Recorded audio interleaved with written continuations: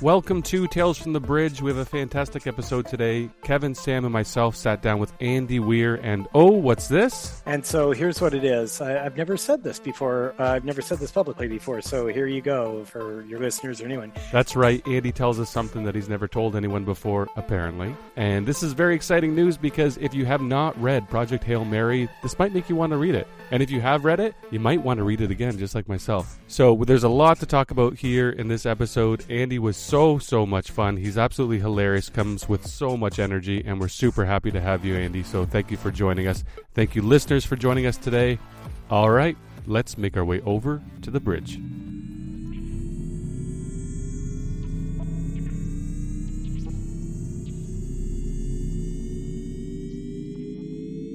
We're happy to have Andy Weir on the show today. Andy is a New York Times best-selling science fiction author and a self-declared space nerd, which means he fits right in on this show. Andy started his career as a software engineer until the success of his first novel, The Martian, allowed him to become a full-time science fiction author. The Martian has been made into a successful feature film starring Matt Damon, and his latest novel, Project Hail Mary, is currently being adapted into another movie by the filmmakers responsible for the Spider-Verse films, and it will be starring none other than Mr. Abs himself, Ryan Gosling. Project Hail Mary was a Hugo Award finalist and is also one of my very favorite science fiction books of all time. He's one of the few sci-fi novelists who have successfully branched into the world of big Hollywood productions, and we're very happy to have him here today. So, Andy, thanks for being here. Thanks for having me. I think you've just exposed yourself as a Canadian with that about there. Oh, yeah? Yeah. Well, I am told that I have the most Canadian accent of everybody that we talk to, so I'm a very stereotypical Canadian accent out and about. Yeah, it's not oot like people say it is. It's oat. Right, Out. like Yeah. a boat, like a thing that you like sail around in the water, right? A boat. So, yeah. I mean, I would say I think you're pronouncing it wrong, Andy, but that's okay. Yeah, but it's all right. That I'm pronouncing a boat wrong? Well, now you're pronouncing it right. Now I'm pronouncing it right. Okay, good. Yeah. That all of America is pronouncing all it of wrong. America. Yeah, It's I like not it when just people you. when people give me shit, and well, not give me shit, but when people whine about how Americans call the United States America and say like, "Yeah, it's a continent." I'm like, okay, first off, show me the continent that's named America, right? Second off, if we don't get to lay claim to the word America, then you're saying that everyone in North and South America, that's all just America. In which case, I want you to go to a Canadian and say, "You're an American." Right. And I want you to they'll say take that. issue, right? Yeah, I want you to tell every Canadian you meet, "Oh, see, technically you're an American," and then just see how that goes. Yeah, exactly. It is true. I think you can lay claim to America. I think that's perfectly valid. Yeah. How are you doing? I'm doing well. My wife and I, we have a 2-year-old, so yeah. So that's a lot of work sometimes. It is. Today was one of those days where it was a lot of work. I hear you. So that's what you've been doing a lot of That's what I've been doing instead of writing. Yeah, no doubt. And so when you're up to, apart from child rearing, are you able to get any work done over the last little while, or has this mainly been? Yeah, I mean, I deliberately took some time off when our baby was born so that I could, help take care of him. Mm-hmm. And now I am unintentionally not working so that I can help take care of him. It's an enormous amount of work, especially when you're an old fart like me, because I mean, I was 48 when he was born. Mm-hmm. And that's a bit long in the tooth, but it's the norm now, though. It seems like that's the maybe time to be having kids. Everybody seems to be doing it. Like I don't know. I kind of wish I'd had him earlier, like when I had more energy. Yeah. I mean, I love him, of course, but man, I wish I was in my 20s again. I guess everybody wishes that all the time anyway. So I was just gonna say, I think the exact same thing with my kids as well. Yeah. Well, let's talk a bit about some of those other things, like movies. Let's just talk about movies first. I know you're a novelist, but let's just talk about that because that's some of the things that are our listeners might know you for, in particular, the Martian novel, which was very popular and then made into a movie. But the new movie coming out soon, at some point, someday, Someday. Project Hail Mary. Yeah, I mean, this is super exciting because like I said, this was my very I'm favorite excited. science fiction book. Do you have any sense of what's going on with that now? Yeah.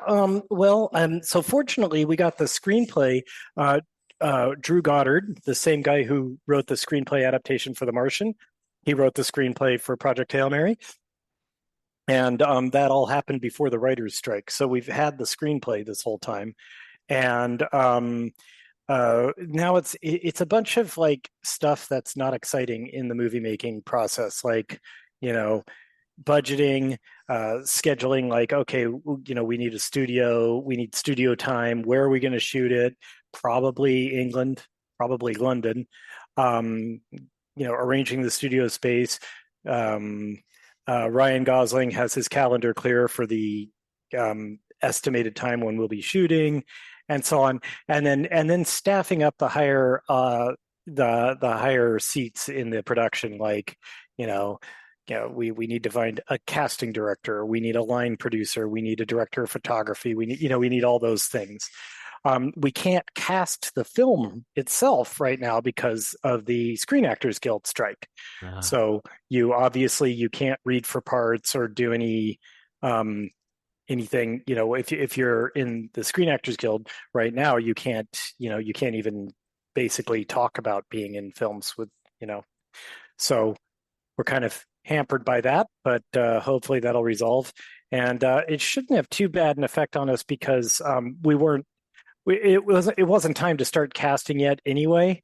By the time we will be casting, that strike better be over, or if it isn't, then all of Hollywood will have been on fire for a while. Yeah, right on. Yeah. And you're involved, eh? Like how is the author involved? Like in your experience, how's that been? Well, on The Martian, my only job was to cash the check. Oh, I had no say in anything. I had no authority over any part of the production, nothing at all.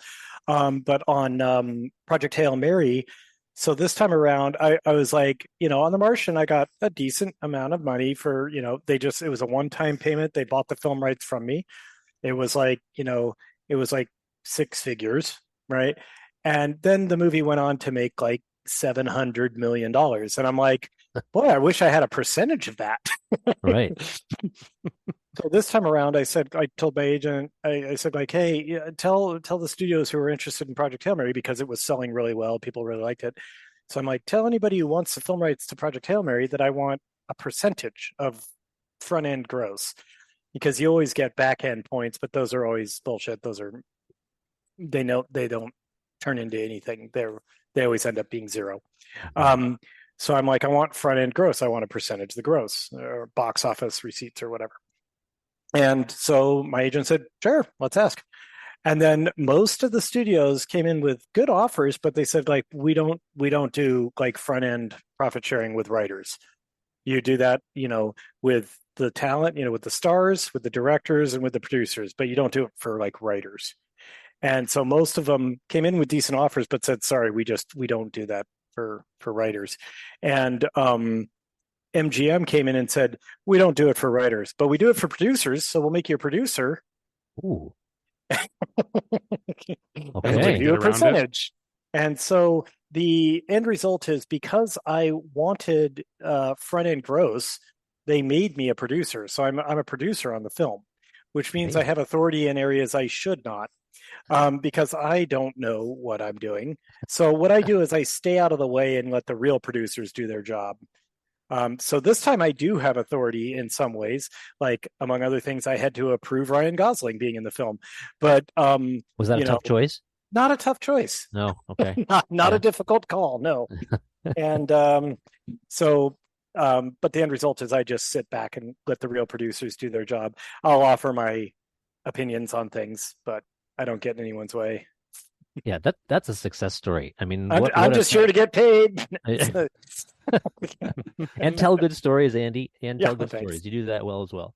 Thank you. But that feels like a rare and equitable problem-solving solution on behalf of the MGM. Yeah, Yeah. you can thank Mike DeLuca. Sorry, it was Mike DeLuca is his name. He was at the time the CEO or president of production or whatever for MGM, and he really wanted this movie. He wanted it to be made, and so he gave me a bunch of money and gave me a producer credit so that I could get a percentage of the film and all that stuff. And then he left MGM. Was But good even timing. after he left, he said, like, it's going to be a great movie. I wish I was still going to be there for it. Oh man. Yeah, But, well, and then Apple bought, oh, sorry, not Apple, Amazon bought MGM. So now it's Amazon has to decide whether or not to greenlight it. Um, odds, you never really know with Hollywood, but it seems very likely this is going to happen. But you never know for sure. yeah. That's We've right. heard that from other authors as well. They've had Yeah. film rights optioned and they just hear Well, crickets. that happens all the time. I Yeah, mean, sure.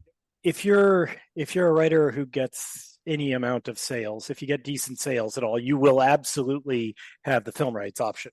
Mm, And what's cool is that basically, for those listeners who don't know how it works, an option is not the same as buying the film rights. An option means you pre-negotiate the contract for them to buy the film rights from you, but that contract is not activated. Instead, they say, here's a contract that we, the studio, can activate anytime during the next 18 months if we want. And if we do, then it's in force. You have already agreed to it, and it includes a large payment, to buy the film rights. And we also have the exclusive ability to buy the film rights from you. In exchange for all that, we'll give you a smaller amount of money right now. So and that's why it's called an option. They have the option to buy the film rights. got it. And so you get that smaller amount of money. It'll be in the tens of thousands range. And it's not like you're not going to retire on this, but somebody comes up to you and says, hey, for $25,000, we want to be the only people who can buy the film rights from you for the next 18 months. And if 18 months go by and they decide and they didn't buy it, then the film rights return to you. And then you can option them to someone else again. And a lot of authors, there are some authors out there with like 30 or 40 books under their belt. They've been doing this for a long time. And the studios will just cycle the options. They'll just come back and say, like, hey, we'll kick you another 25,000 just to keep the option alive for another 18 months. And the writer's like, sure. And if you've got like a whole bunch of those going on and they're each cycling every 18 months, you're getting hundreds of thousands of dollars a year just from movie studios not making movies out of your books. Wow. Just paying for that exclusivity. Amazing. Yep. And so don't shed too many tears for those authors who don't get their options picked up, because it just means it's sort of like you didn't sell the house, but you turned it into a rental property. I want to know a little bit more about the film, though, Andy, because you've got Phil Lord and Christopher Miller directing, and they just directed a very psychedelic animated film. And Spider-Verse. Yeah. I was going like, could you guys hurry the fuck up? Because the next thing they're doing is Project Hail Mary. I'm like, guys, yeah, come on. So just looking at their resume and a lot of animated films, and then the latest, Across the Spider-Verse, this is very creative, very unusual. Is that going to cross over into Project Hail Mary, or are we still going to see the same kind of book that we read, or are we going, what is it going to look like? Have you guys talked about that?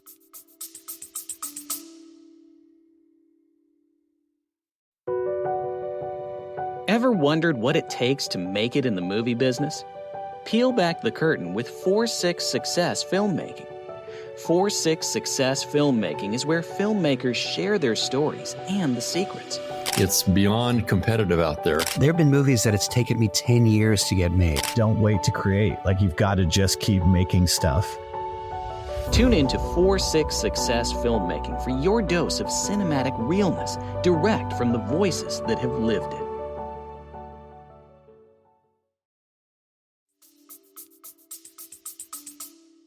Well, I mean, they want to stay true to the book, and Drew's screenplay certainly stays true to the book. There's a lot of stuff taken out, which you always have to do.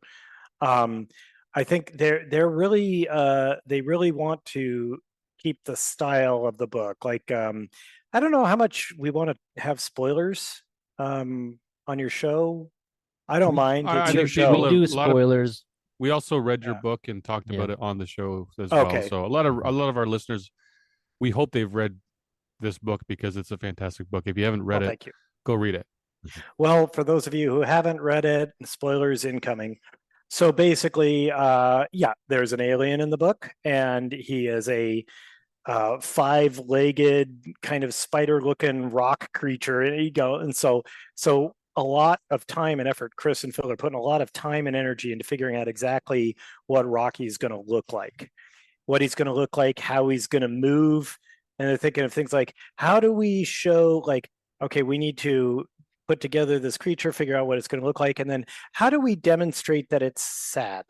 Like, he doesn't have eyes or a mouth or anything like that. So what kind of body language does it acquire when it's sad? How can that be immediately obvious to the viewer, and that sort of thing, or when he's happy, or whatever else. And so they're putting all this is really their area of expertise, because they do all the, you look at like Spider-Verse or Cloudy with a Chance of Meatballs or the Lego Movie. It's all like these like non-humans, like not non-realistic humans anyway. They're like animated or whatever else, like with human emotions, and in the theatrical world that includes motion, not just a still shot of what it looks like, but how they move and all that. And Chris and Phil put an enormous amount of time and effort into that on all of their movies, so I assume they will on this too. And also, they're not new to science fiction live action films, as they were the original directors on Solo. Before Disney decided to get involved and kind of destroy everything and make it bad. Yeah. Well, how did you arrive at Rocky? How did you get there? Well, I start off by saying, like, first off, I want to get rid of all the sci-fi tropes. I don't want this alien to be comfortable in an Earth-like environment. And I don't want a human to be comfortable in this alien's environment. So get rid of that right off the bat. Like, I want complete incompatibility, right? And so then I said, like, all right, I'm going to start from the ground up. Actually, saying I want complete incompatibility made everything a lot easier, because I'm like, I don't have that limitation, right? So I'll start from the ground up. I picked a star to be their home star system. And I picked 40 Eridani because it's a solar analog. For those of you who've read the book, again, spoiler, we learn toward the end of the book that although it's not definitively stated, the all scientific evidence points to the fact that Earth's biosphere and Rocky's homeworld, which is called Erid, E-R-I-D, Erid's biosphere, and another life world called Adrian, all three of these planets have life on them, and all three of them the life on all three of them are related. So there was only a single so-called Genesis event. There was only a single, like, life only evolved once, and it evolved on the planet Adrian, which is in orbit around Tau Ceti. That life evolved the ability to seed itself out into space, and distant ancestors of astrophage, a much earlier kind of version of it, is what managed to cause this panspermia event. So I knew that was going to be the case in the beginning when I started writing the book. And I said, like, okay, so that's why, like, if you look at the cells of Rocky's body, they have DNA, they have RNA, they have ribosomes, they have like mitochondria, which are the powerhouse of the cell. They have all of these things. And so it's so similar to how our cellular machinery works, it cannot be ignored. We have a common ancestor. So I started with that and said, like, okay, because we have a common ancestor, I'm going to make one concession. One way or another, this common ancestor can't just have seeded on any old random planet, right? So it's very rare for it to bump into a planet that it can live on. And I decided, among other things, those planets are all going to be what we call solar analogs.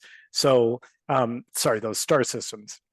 So these are stars that are in our nearby area that are very, very similar to our sun.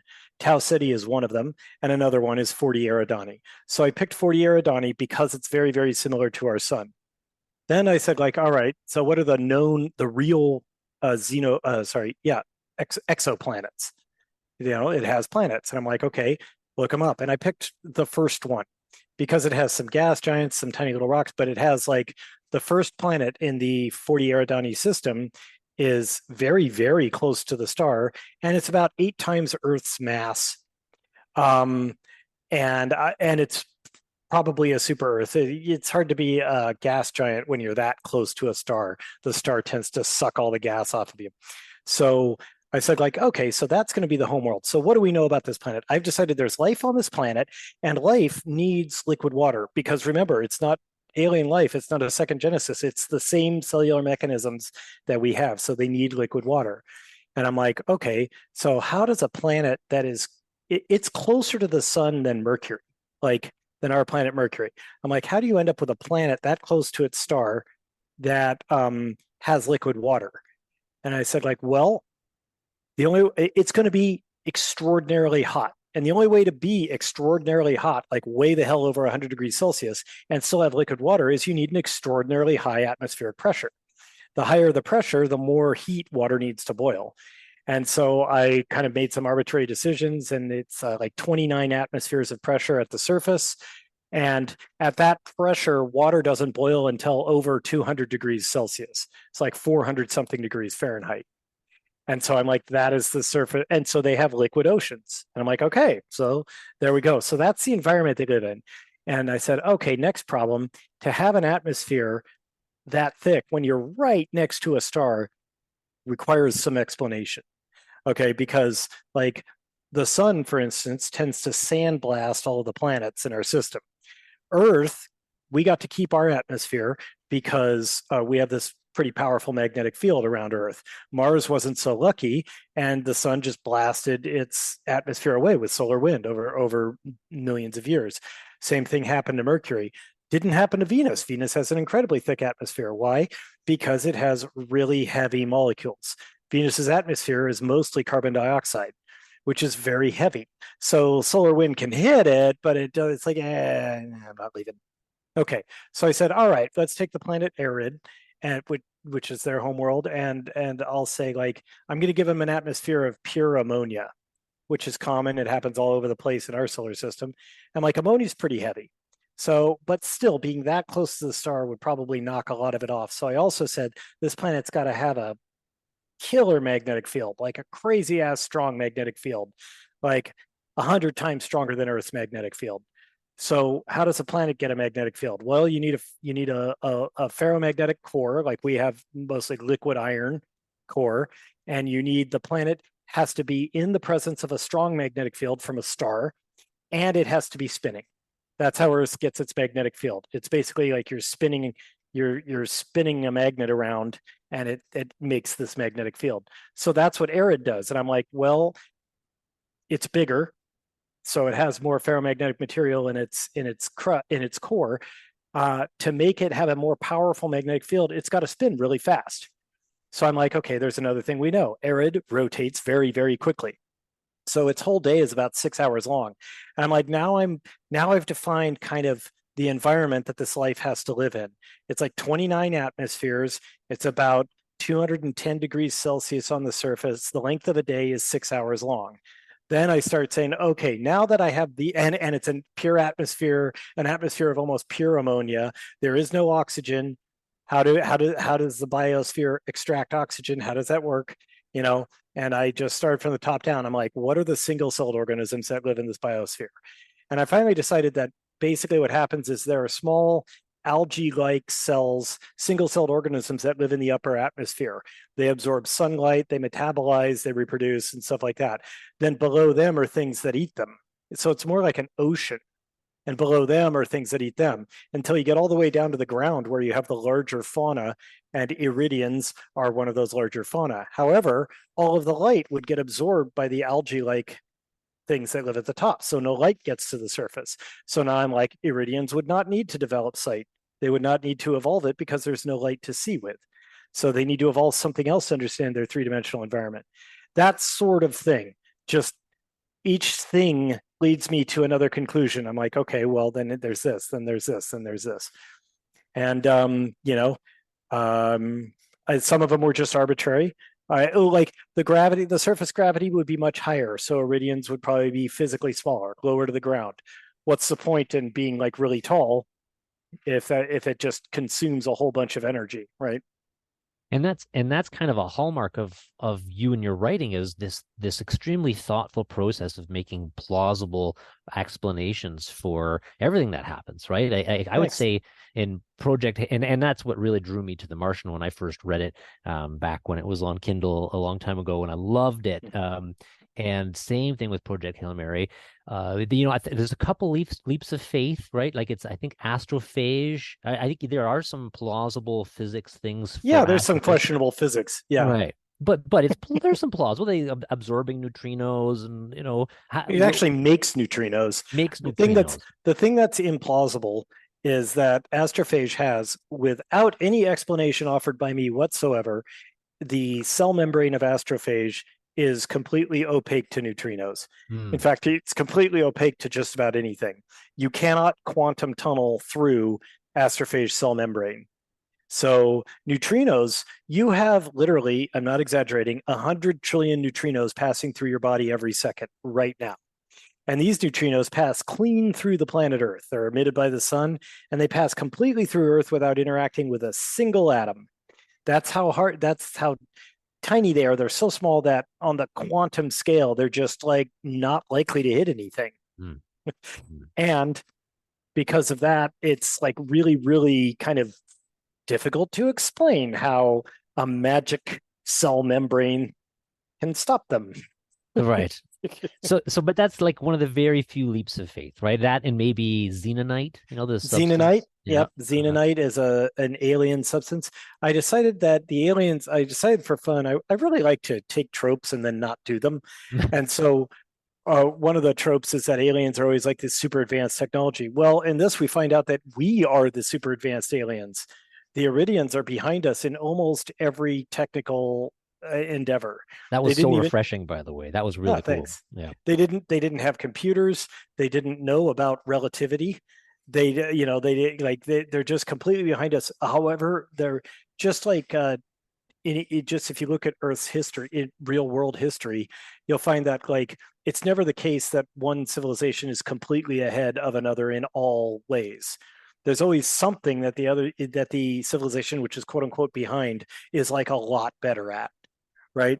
And so if you look at like the ancient world before there was a lot of interaction between Europe and Asia, Europeans, Asians are really good with like porcelain and they call it China for a reason, right? The fine China, it's porcelain working and stuff like that. They got really incredibly good at making very, very controlled, like paper thin things out of porcelain, so they could have really fine, stuff like that. Whereas Europeans, they said, we've invented wine. And in order to have wine, in order to know if wine is good, we need it in a clear container. So we melted sand, and that makes glass, and that allows us to look through the bottle to see if the wine has gone bad. And then they noticed if the glass is slightly misshapen, it does weird things to light. And so all of optics and telescopy and every other thing that has to do with lenses was invented by Europeans because they happened to use glass instead of porcelain. Meanwhile, over in Asia, they had gunpowder and all this other stuff. By any measure, around, say, 500 AD, China was way the hell more advanced than Europe. But Europe had optics, which led to glasses, which led to their elderly population being able to be smart and figure things out longer because they're able to read and write even though their eyesight's going. Mm-hmm. And that had a huge effect on things. So I decided I wanted some of that juiciness. And so Iridians, I decided they're way ahead of us on materials technology. Their materials technology makes us go, what? We don't even understand how xenonite works. Mm-hmm. And I didn't bother to explain it. Which makes sense if they have a really strong gravity and a very high pressure environment, right? It makes a lot of sense. Maybe. Didn't bother to explain. No, exactly. Well, but it sounds like you've thought about this world a lot more because you were working on a project before this. ZEK, is that what it's called? ZEK, yeah, Z-H-E-K. Yeah. Okay. I'm sorry, Canadians. Z-H-E-K. Yeah, get it right, Andy. I'm sorry, eh? Okay. I'm sorry. I'm sorry. Getting It's, you know closer. what's funny? Sorry, just a random aside. Is it about Um, Canadians? it is. Uh-oh. But it's not insulting in any way. Oh, okay. It's just by chance the current book I'm working on. I swear to God, the most recent lines I wrote on the current on the current book I'm working on. The main character says, "Well, wherever we are, the further away from that building we get, the better." I walked out of the alley. Let's see what third world shithole they brought me to. I could see the CN Tower dominate the skyline as soon as I left the alleyway. It was the most recognizable and iconic building in all of Toronto. Oh, Canada. What's the next line going to be? Yay! Well, no, that's the end of the section. Oh, But also he says, "Oh, Canada," which I get. Oh, Canada. Get it? Anyway, that is good. That is very Yep. good. well, the next scene is him on a plane, like Getting the heck out. Well, there's nothing wrong with Canada. He just wants to go home. Oh, okay. Hmm. He had been basically abducted. It's a long story. You can read it later. Yeah, we'll get into it. You're a very funny person, Andy. You're very Thanks. playful. You've got like obviously humor. You use it a lot. How does it inform your writing? And do you ever take your work to an editor and they say tone it down, or do they say no? Oh, we need yeah. a little bit. Yeah. Okay. Oh no, they're always telling me to tone it down. Like you get everything you've read has been toned down. Everything you read from me anyway. Matters like too much, too far. No. So it's a big part of it. Then it drives the characters for you. And Yeah. Well, especially in Artemis, also known as Andy Weir's other book, where there's a lot of body humor and jokes because these are all the characters in Artemis are these basically frontier folk, like the sort of people who would live in the first city on the moon. They're hardy folk and they're like pretty lowbrow, like, hardworking folk. And so they make really crude jokes and to each other, and they're real smart asses to each other and stuff like that. My editor was like, okay, some of these are a bit much. Well, I definitely noted a real concerted effort to tone down the body language in Project Hail Mary for sure. Was that informed by your editors? No, that wasn't. That was No. just a decision on my part. Okay. I had decided, that Ryland Grace was going to be a teacher and stuff like that. And I thought it might be a fun character quirk if he had just completely programmed himself out of swearing, Got it. like over years and years and years of being a middle school teacher. And so he's like, gosh darn it. He's like, and which causes some, confusion because he has amnesia. He doesn't understand why he doesn't swear. And that's a kind of interesting storytelling device that you use is memory loss. And it's the tropiest bullshit way of telling a story ever. And I'm the person who always says like, hey, never use like flashbacks. I fucking hate flashbacks. I hate everything about flashbacks. A flashback is like you're out playing with your friends and your mom tells you to come in and do your chores. Like that's what a flashback is like. You're watching a show, you're really into it, and then suddenly it's like how this guy met his future wife. I'm like, I don't give a shit. Get back to the interesting stuff. There's a reason you were showing me that. That's fun. But I said, like, if I told this story in chronological order, it would be stupid. Like, you would meet and see a lot of characters on Earth, and then after the first act, you would never see them again. And then Rocky, which is the most interesting part of the book, wouldn't happen until way later. And so I'm like, I've got to do a flashback narrative. So I decided to do it kind of like, I'm like, okay, why do I hate flashbacks so much? Well, what I hate is that it takes me out of the action. It takes me out of the interesting stuff and makes me do my homework. It's like a writer saying, here's all the exposition. I've put it all neatly together in a flashback for you. And then there will be a quiz later. And, it's just like, oh, damn it. So what I decided to do was in my flashback structure, it was there for the backstory and for the exposition, but I had an unfolding mystery happening in the flashback. So the flashbacks are in chronological order, which is not at all how memory loss works. And they tell the story of what was going on back on Earth. So you, the reader, are kind of pulled through that story too, I hope, that you're like, oh, this is weird. What's going on? And how's this going to tie to him being on a spaceship? And also, every flashback is triggered by him by a situation he's in the present. Right? It's like, oh, I can't remember, what is this, and then he thinks back, and then he remembers something about it, and then it comes forward. So that was kind of my attempt to make the flashbacks not take you out of the story. Yeah, but it works because it Thanks. has it works it works on a sort of scientific level, and again, this is something when we covered this book on the podcast previously. The one thing that kept coming up was this like ideal balance between story and science, and that's not a lot of people are doing that, Andy. Like what's that magic, Well, I think real science lends itself very nicely to a lot of stories, just because real science causes all sorts of interesting things. The problem is you need to explain it all to the reader. So the trick is educating your reader on the real science without them noticing and without them getting bored. And the answer I've found is just humor. A reader will read anything and forgive you for any amount of data dump if they're laughing during the process. That was the whole thing in The Martian. The sheer amount of exposition in The Martian, any editor would look at that and say, like, you are telling, not showing. You're just doing, tell, don't show, tell, don't show. It's just Mark Watney telling the reader, like, how this works, how that works, why this is that way. But nobody cares because he cracks jokes while he's doing it. I'd love to talk about The Egg for our listeners.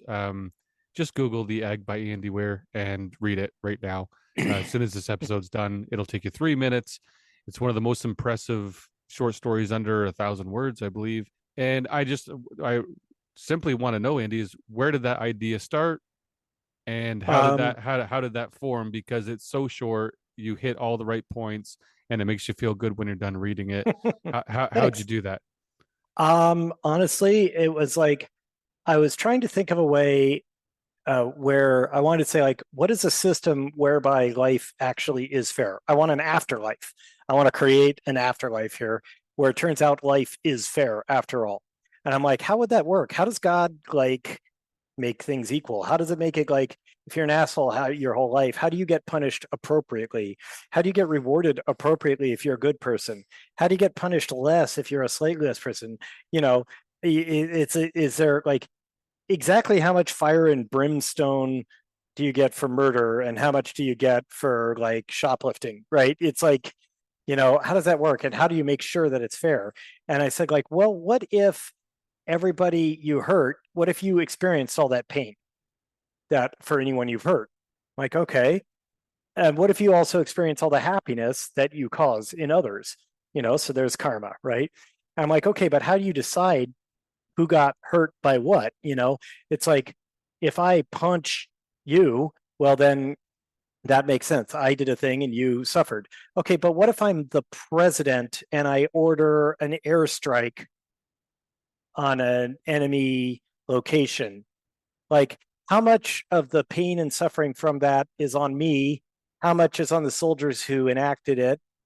How much is it on the people who advised me? How much is it, how do you distribute all of that? How do you distribute the appropriate amount of responsibility for the pain that you cause, and who causes what amount of that pain? And I decided the only real way to be fair is you have to live every life ever. Like, your soul has to live. You have to personally experience everything that everyone ever experiences. And if this happens for everyone, then it's fair. And I'm like, well, why make a copy for everyone? It's just you. There's just one soul bouncing around, and you experience everything. So you've just been doing stuff to yourself. Now that's fair. And that's what I came up with. And so I thought, oh, that's a cool system. So I made a little story about a guy who dies and God explains it to him. I banged that out in like 40 minutes, did one editing pass and threw it up on my website, and expected not to hear about it again. The whole thing is like Tristan said, the whole thing is like less than 1,000 words. It's like 2 pages long. I really did not expect that to I think it went viral mainly because it's about the right length for modern kind of like readers. Like, on the internet, it's the sort of thing you can email someone and say, hey, check this out. Takes you 5 minutes to read, and you're like, oh, that's neat. and you send it along to the next guy. Hmm. So yeah. And I do want to make it clear, I don't think it's true. Like, I don't think that's how the universe actually is. I get a lot of emails from people who do. Mm. And I'm like, I'm glad it, well, I always diplomatically say, like, I'm glad it's brought you some comfort. I do not believe that it's true.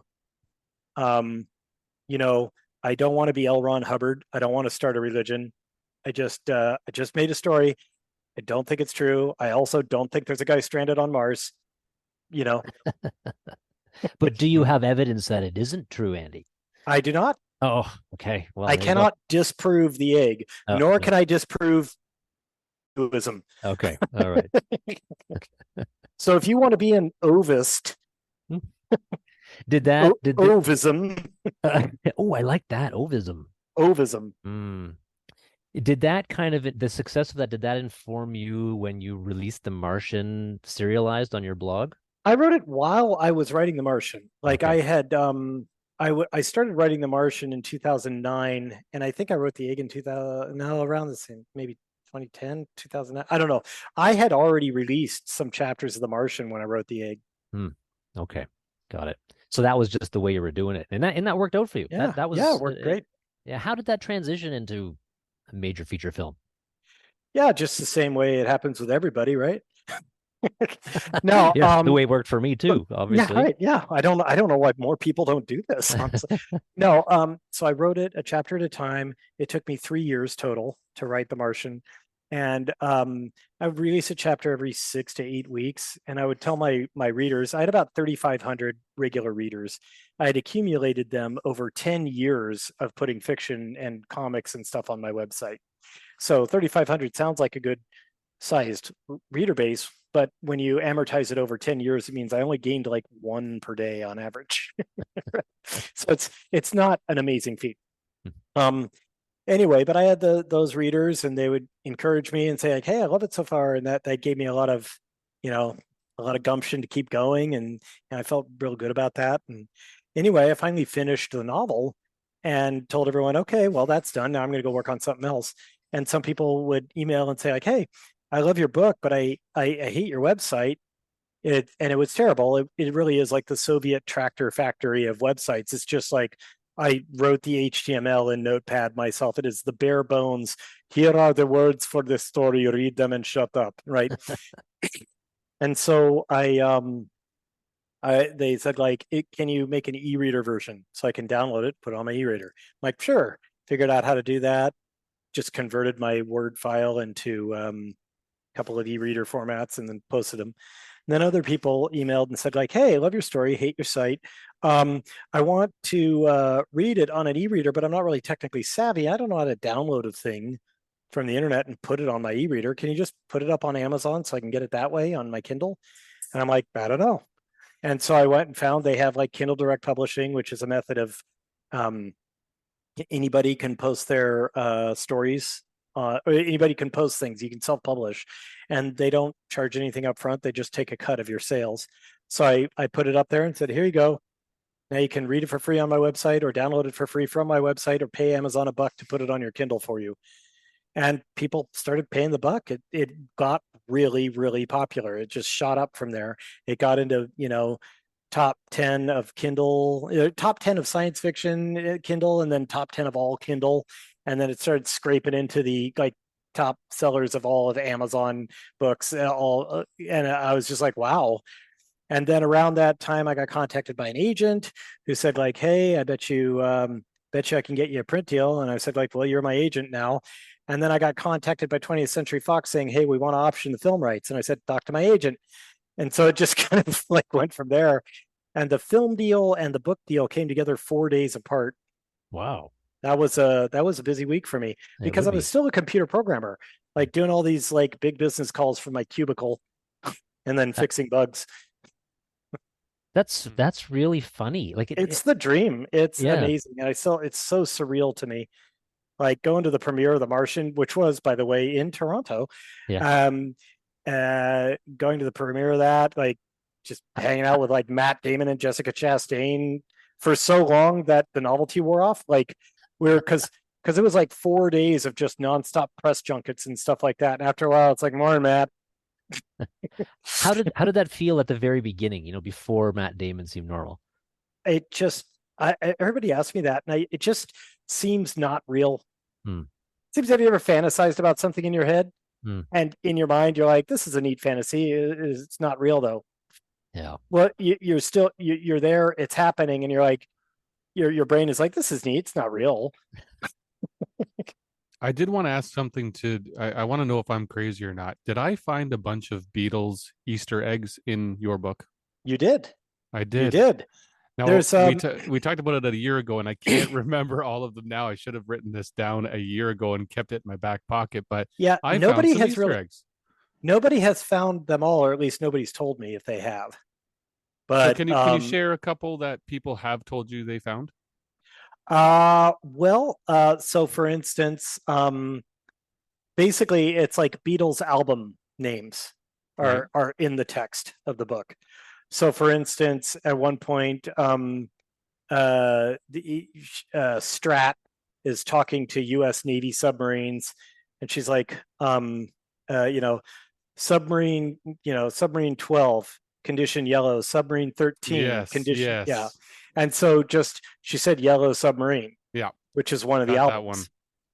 And there's another one where in his class, one of the kids in his class is named Abby, and the narration, or he mentions Abbey Road horses.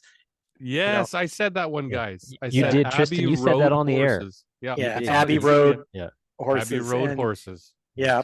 And so here's what it is. I've never said this before. I've never said this publicly before. So here you go for your listeners or anyone.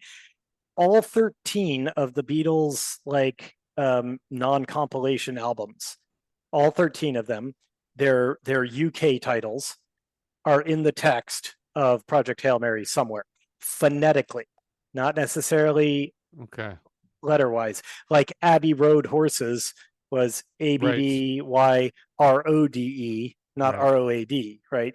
But they're all in there phonetically.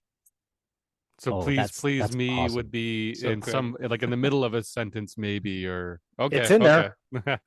You got to leave something for people to look for. Man. Yeah. No, they're all in there. Some of them are a little challenging. Nice. I'm rereading tonight. I'm gonna find those. Well, the cool thing is, what's fun is even if you have the book in a digital format, you can't just search for the titles because they don't like, for instance, the word BEATLES might be in there once or something like that, but it's like BEETLES. They talk about that a lot. Right. Yeah. That's awesome. So good. Awesome. It is cool. I wanted to ask you about how being a software developer informed your writing, or whether it did or not. Is there a linkage there? Did it help, hinder? I think it helped in a lot of ways. First off, my particular style of writing is very research heavy. And so that's kind of like it. I would say that's just an effect. It's neither good nor bad. It just kind of made my style mine. Because you do a lot of research in computer programming. But I think it helped a lot in that the collaborative parts of writing, when you're working with your editor, are very similar to me. They fell right into the mold of like QA and bug tests and bug reports and bug fixes. And so when my editor said, "Here's a big pile of things I don't like," I kind of like fell into like, "Oh, these are bugs I need to fix." So he doesn't like this. Like, some of them are easy fixes, some of them are not. But it's exactly the same thing. And I have been told that I am much easier to work with than most other authors because engineers don't get like emotionally attached to their code being perfect because it's never perfect. There's always problems with it. And if somebody tells you about it, you don't get ruffled feathers or hurt feelings. You're like, "Oh, okay, I'll fix it." You're already used to the review process. Yeah, I'm pretty used to people looking at something I worked on for a long time and saying, "Here are a bunch of things wrong." Cool. So I think that helped a lot. We gotta ask you before we go about what you're working on right now. So you quoted a line from your book. What can you talk sadly, about that? No. So I quoted that line, but I'm not going to give you anything else because I don't talk about what I'm working on until I'm like really, really sure that that's going to be my next book. I'm a few chapters in on this one. I'm feeling good about it, but there's no guarantee. I've in fact already done a massive restructuring of it once, and I may do it again. So like I kind of learned my lesson. Like back when I was working on Jack, which we talked about earlier, I got 70,000 words into that before I realized it sucked, and then I just put it aside and didn't. I cannibalized parts of it for Project Hail Mary, just the good parts, hopefully. But yeah, 70,000 words is like, I mean, The Martian was about 100,000 words.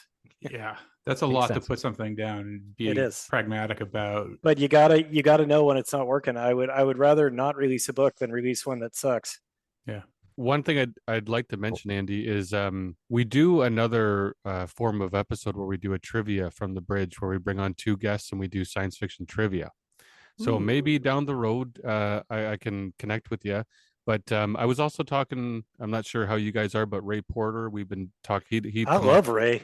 Okay, so we've obviously all listened to him with your book, or those of us Yeah. that did listen, and then the Bobaverse book. So I've And it's just I've done a few things with Ray before. It's fun. and Give it's me an a fun read. example. I don't want to be like the only Okay. guy who doesn't know All right. who the second production assistant on the original, Oh, David Lynch Dune. What's this shirt from? I'll slowly stand up. So can you tell right now? No I one can tell. see it, but I can't tell yet. Oh, Mr. Fusion.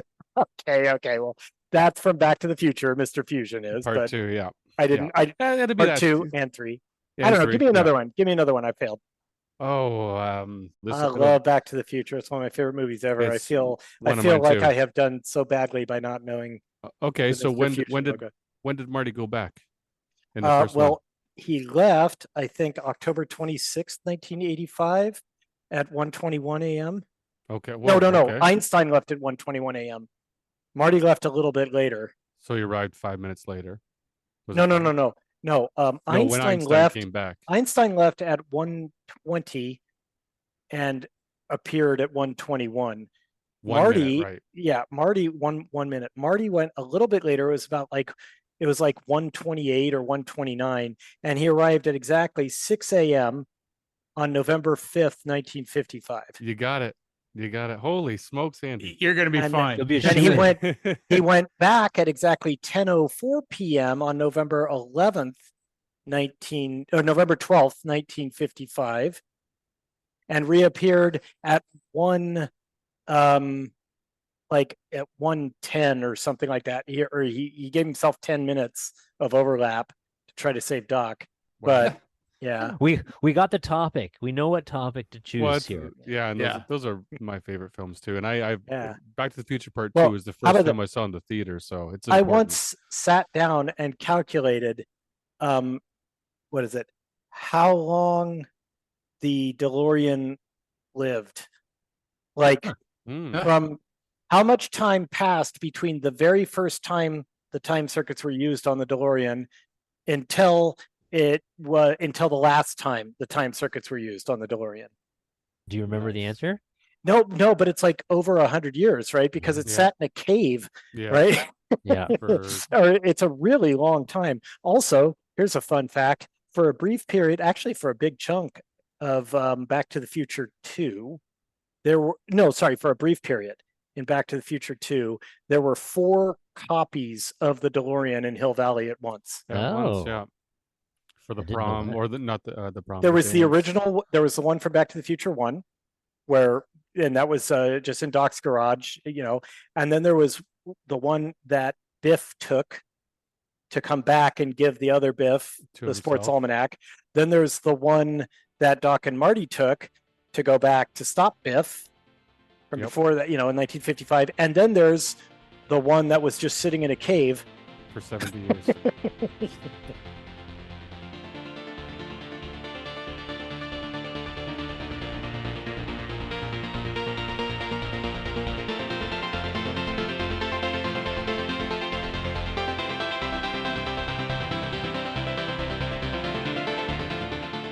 That was a lot of fun. Thank you so much, Andy. And listeners, thank you so much. If you have not followed the show, subscribed, left a review, please do so. We'd love to hear from you. It really helps us keep doing what we're doing. Tell a friend if you can, if you think there's someone else as nerdy as you. Thank you so much for joining us today. Until next time.